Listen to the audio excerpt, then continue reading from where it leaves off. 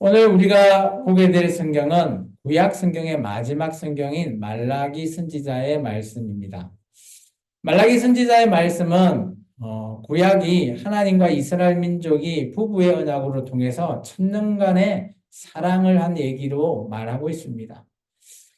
이런 하나님이 내가 이스라엘 민족, 이게 마치 아내와 같은 그런 이스라엘 민족을 내가 너를 얼만큼 사랑했다라는 표현을 하고 있습니다. 마치 우리가 사랑 고백을 나누는 듯한 하나님이 이스라엘 민족에게 정말 사랑을 고백하는 듯한 말씀을 하게 되죠.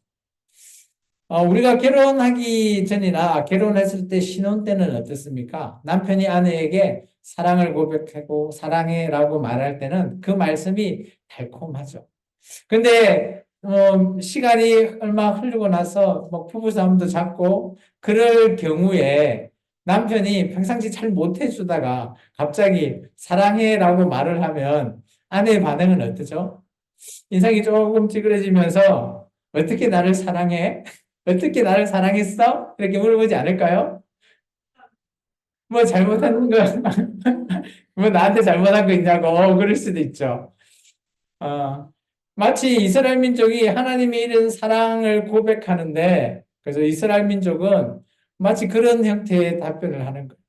그러니까 하나님이 당황스러운 거죠. 나는 너를 지금도 여전히 사랑하는데, 이스라엘 민족이 하나님을 어떻게 우리를 그때까지 사랑했냐, 이렇게 힘들게 하고, 마치 그런 거 있죠. 결혼하면 손에 물 하나 묻히지 않게 해주겠다는데 날마다 이 손이 부러뜨지고 섭진이 생겼는데 이게 어떻게 사랑한 거냐고 마치 그렇게 대답하는 이스라엘 민족을 보시고 하나님께서 너무 답답하신 나머지 그런 하나님의 백성을 떠나시는 하나님의 모습이 오늘 성경 구약 성경의 마지막인 말라기스에 등장하고 있습니다. 우리 말라기스를 제가 1번, 2번으로 이렇게 좀 나눠봤습니다. 같이 한번 읽어볼까요? 1번입니다. 하나님의 사랑 고백을 못 믿고 사랑하는 2번요. 훈련과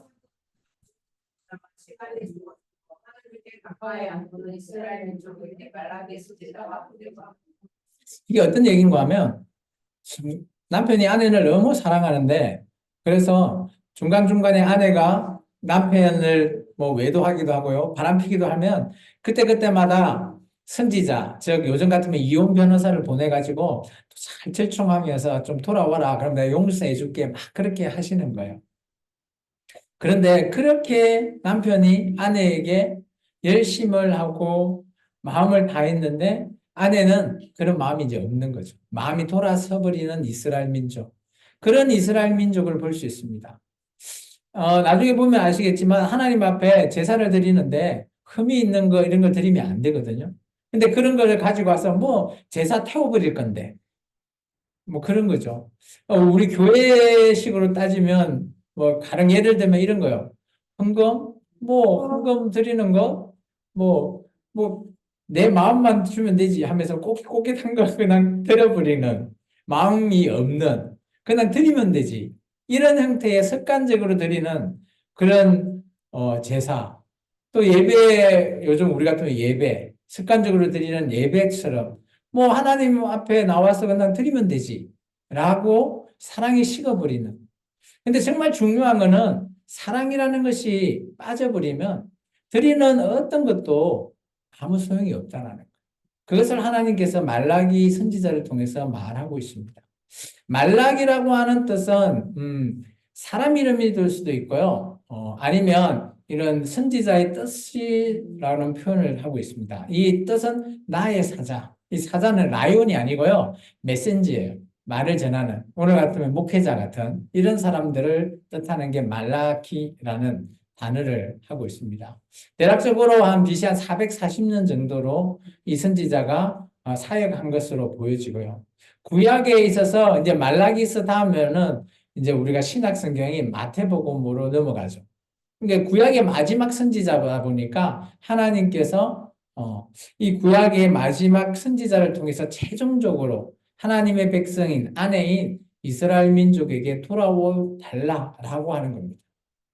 그런데 그들이 돌아오지 않다 보니까 하나님께서 그들을 떠나시고 지금 우리에게 메시아, 즉 예수 그리스도를 보내줄 수밖에 없는 이유가 말라기의 원인이 적혀져 있습니다. 놀랍지 않습니까? 하나님께서는 하나님의 백성도 떠날 수 있다라는 거예요. 쉽게 말해서 교회에 예수님 계시잖아요. 절대 떠나지 않으실 거예요. 아니라는 겁니다. 하나님의 뜻대로, 하나님의 마음대로 우리가 살지 않으면 떠날 수 있다라는 겁니다. 하나님의 백성과 언약을 맺었지만 하나님의 백성이 언약을 깨버리기 때문에 하나님도 그 백성을 버릴 수 있다라는 것을 충분하게 성경에서 말하고 있는 거예요. 마치 우리의 인간적으로 부부가 살다가 마음이 같지 않아서 이혼하는 것처럼 하나님도 하나님의 백성과 떠날 수 있다라는 겁니다. 그렇다면 우리에게 있어서 구원은 절대 없는 거죠. 그리고 이 말라기서에는 정말 중요한 언약이죠. 하나님의 백성이 처음에 모세를 통해서 시내산에서 하나님과 하나님 백성이 맺었던 그 시내산 언약, 그걸 레위 언약이라고 합니다. 또는 호렙산이라고 해서 호렙산 언약이라고 하는데 그 언약을 기준으로 해서 하나님은 끝까지 이혼 안 하고 지키려고 했어요. 근데 그것이 깨어져 버린다는. 그러면 잘 돌이켜보면 오늘 우리는 이런 호렙산 언약, 그리고 시내산 언약을 맺은 사람이 아니거든요. 교회는. 교회는 누구하고 언약을 맺었죠? 교회에 있는 그 예루살렘을 시온이라 해서 시온산 언약이라고도 하고요. 교회는 예수님과 맺었다고 해서 새 언약이라고 합니다. 이게 구약은 옛 언약이고 예수님은 새로운 언약이라 해서 새 언약이라고도 일컬죠. 교회는 예수님과 언약을 맺은 거고요. 지금 말하고 있는 구약은 이스라엘 민족과 하나님 간에 맺은 언약을 가리키는 겁니다. 그래서 구약 성경을 통해서 하나님께서 이스라엘 민족을 떠나버리신 것을 오늘 말라기서를 통해서 우리가 볼 수 있습니다. 그래서 말라기서에는 만군의 여호와 이런 단어가 24회나 등장합니다. 왜 그럴까요? 만군이라는 것은 뭔가요? 모든 것들을 다 다스릴 수 있는 그런 하나님을 가리킵니다. 그런 하나님을 왜 이 말라기서에서 표현할까요? 하나님은 전지전능하신 분인데 그런 하나님을 떠나버린 자가 바로 너라는 겁니다. 하나님의 언약 백성이 바로 너다라는 것을 말하고 있습니다. 말라기서는 그렇게 길지 않는 성경입니다. 총 4장밖에 안 돼요. 그런데도 이 안에서 보면 정말 하나님을 떠날 수밖에 없는 이유들을 설명하고 있죠. 처음에 요즘 같으면 예배지만 구약에는 제사장이 하나님께 그죠? 제사를 드리면서 하나님의 언약을 유지했습니다. 그런데 그런 제사장과 백성 사이에 제사가 정말 레위기 말씀대로 드려야 되지만 그런 제사가 무너져 버리고요. 쉽게 말해서 오늘 교회에서 예배를 드려야 되는데 제대로 된 예배를 드리지 않으면 무너져 버리는 것과 마찬가지입니다. 그리고 드려지는 제사 안에 제물이 흠이 있는 겁니다.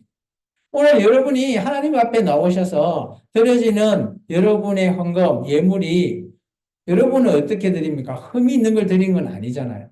하나님 제 마음입니다 하면서 드려주는 그런 우리는 예물로 드리지만 구약에도 마찬가지예요. 레위기에 보면 그죠? 흠이 있는 그 제물, 뭐 소나 양 이런 것들이 흠이 있으면 아예 쓰지 못하게 되어 있어요. 규정상. 근데 그것을 뭐 다 태워버릴 건데 이렇게 생각하면서 흠이 있는 제물을 드려버립니다. 그런 걸로 말미암아 이 언약이 깨어져 버리는 거죠.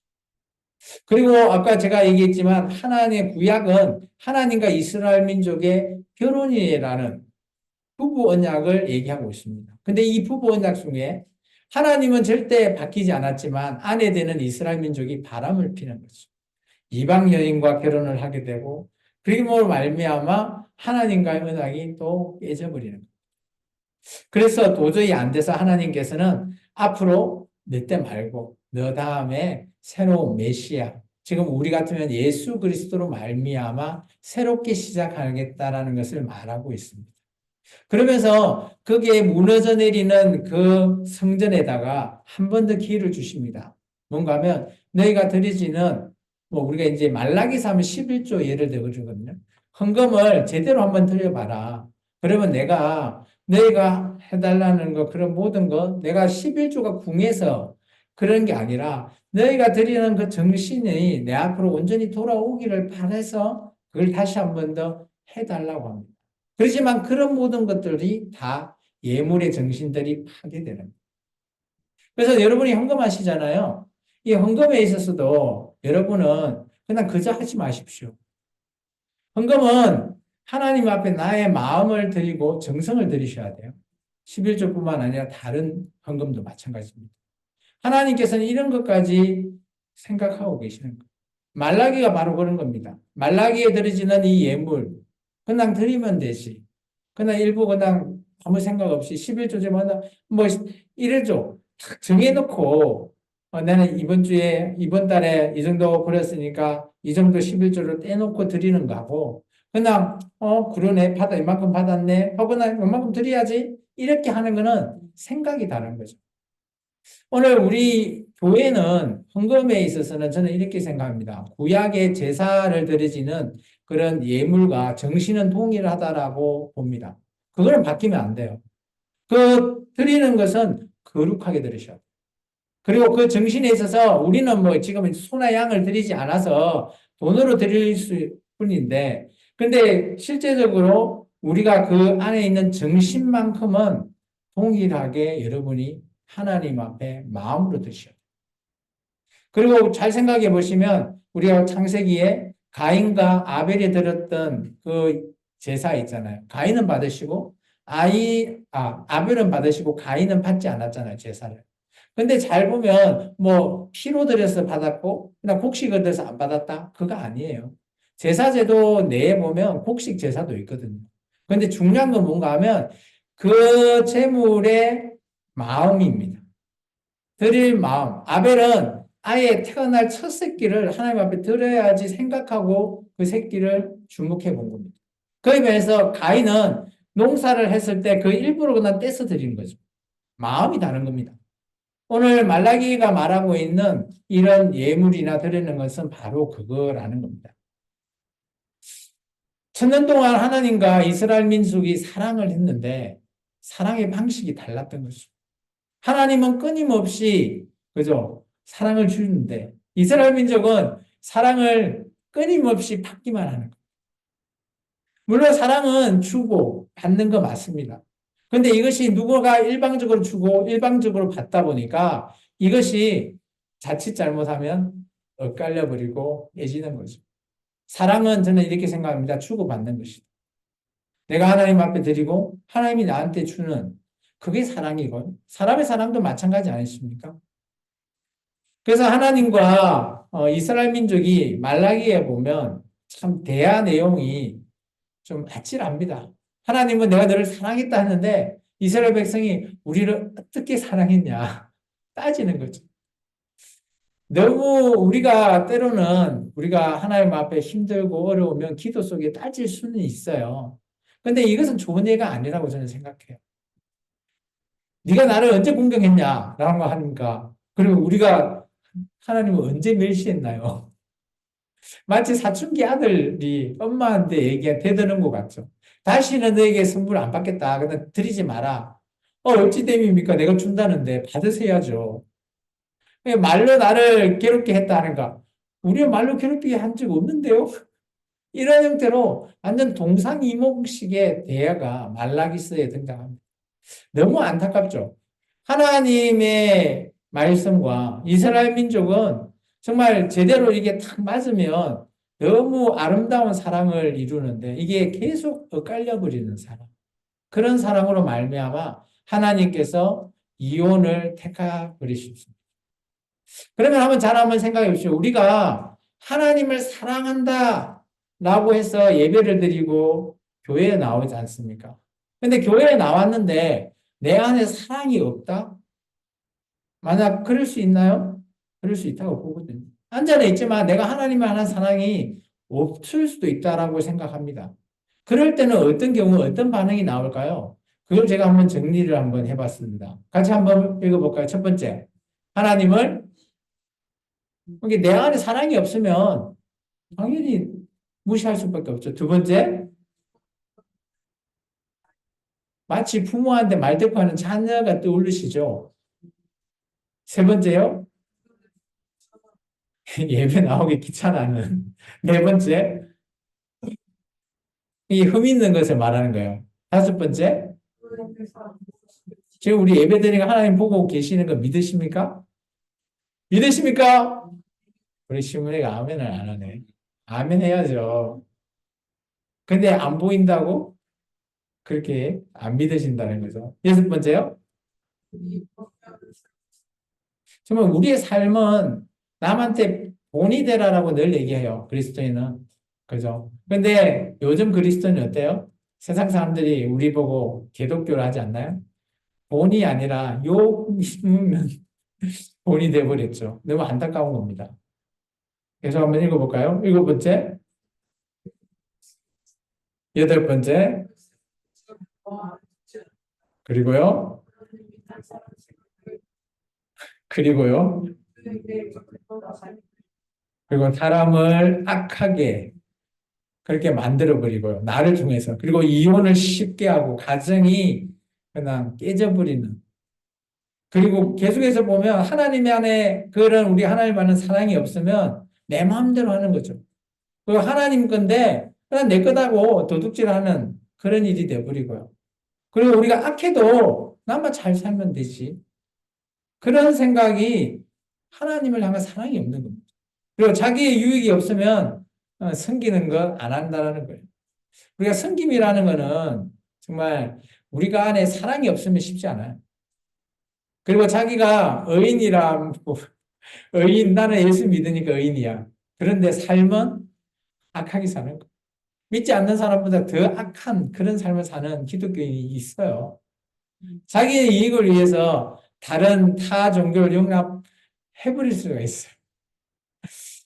이 부분은 많은 사람들이 찔릴 수 있어요. 예수 믿는 사람한테 나 예수 믿는다라고 하면 보통은 다른 종교 이런 용납 안 하잖아요. 그 대표적인 게 절하는 거 아니에요? 제사? 제사 용납 안 하잖아요. 근데 그죠? 용납하는 데 있어요. 예수 믿으면서 제사 드리세요 하는 데가 어딜까요? 천주교입니다. 천주교. 천주교는 제사 용납하죠. 우리나라에 한해서. 그리고 열아홉 번째요. 계명과 율례가 필요가 없어요. 내 마음대로 사니까. 그리고 하나님을 사랑하지 않으니까. 스무 번째 같이 읽습니다. 결국 하나님이 저주를 준비하게 만든다. 말라기 안에 있는 거예요. 지금 우리 삶 안에 있는 게 아니라 말라기서를 읽으면 이렇게 20가지가 하나님을 사랑하지 않는 백성들의 모습이 보여 있다는 거예요.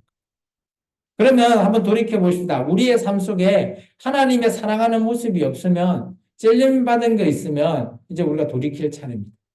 돌이켜서 우리의 삶을 올바르게 살 수 있는 저와 여러분 되기를 주 이름으로 축원합니다. 기도하겠습니다. 주님 감사합니다. 오늘도 귀한 삶을 통해서 정말 하나님 보시기에